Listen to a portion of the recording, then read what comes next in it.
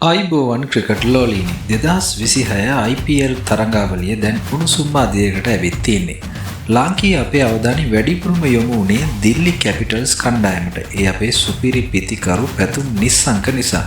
ආරම්භක පිතිකරුවෙක් විදිහට විශාල බලාපොරොත්තු තියාගෙන කණ්ඩායමට ආ පැතුම්ට දැන් මොකද වෙලා තියෙන්නේ? ඔහු ඇත්තටම අසාර්ථකද? දිල්ලි පිලෙන් ඔහුව අයින් කරයිද?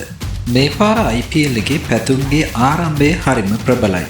මුල් තරඟ කිහිපයේදීම ඔහු ලකුණු 40 සීමාව ඉක්මවා යමින් වේගවත් ඉනින් ක්‍රීඩා කළා. විශේෂයෙන්ම මුම්බයි ඉන්ඩියන්ස් සහ ගුජරාට් ටයිටන්ස් පිළට එරෙහිව ඔහු පන්දුවට පහර දුන්න ආකාරයේ කාගේත් පැසසුමට ලක් වුණා. නමුත් පසුගිය තරඟ දෙකේදී ඒ කියන්නේ RCB සහ සන්රයිසර්ස් හයිදරාබාද් එක්ක තිබුණු තරඟවලදී පැතුම්ට ලබා ගන්න පුළුවන් වුණේ ලකුණු 1 සහ 8ක් වැනි සුළු ලකුණු ප්‍රමාණයක් විතරයි. IPL කියන්නේ ලෝකයේ තියෙන අමාරුම තරඟාවලිය. මෙතනදී එක තරඟයක් හෝ දෙකක් අසාර්ථක වෙනවා කියන්නේ කණ්ඩායමේ ස්ථානය ගැන දෙපාරක් හිතන්න වෙනවා. දිල්ලි කණ්ඩායම සතුව ප්‍රීත් විශ්ව වැනි දක්ෂ ඉන්දිය ආරම්භක පිතිකරුවෙක් ඉන්නවා. පැතුම් නිස්සංක විදේශීය ක්‍රීඩකයෙක් නිසා ඔහුට තියෙන අවස්ථාව සීමිතයි.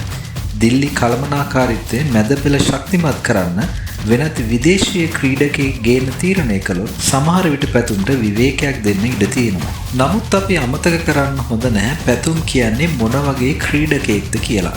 2026 2020 ලෝක කුසලානයේදී ඕස්ට්‍රේලියාවට එරෙහිව සුපිරි සතකයක් ගහලා ලෝකේම අවධානය දිනාගත්ත පිතිකරුවා ඔහුයි.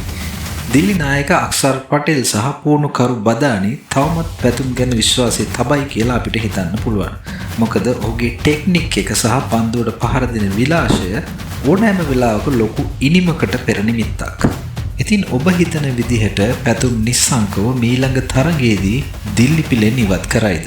නැත්නම් ඔහුට තවත් අවස්ථාවක් දෙන්න ඕනිද?